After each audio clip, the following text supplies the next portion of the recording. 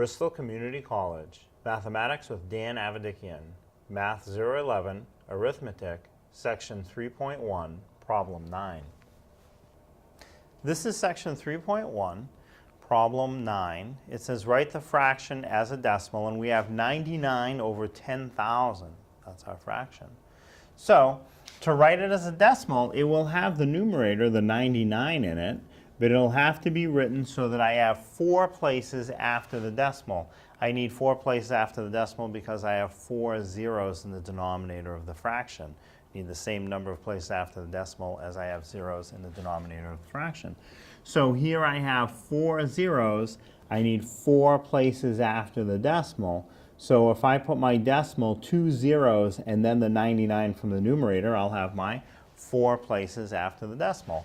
So it's 0.0099, which you can also write as 0.099. You can have a 0 in front of the decimal if you like.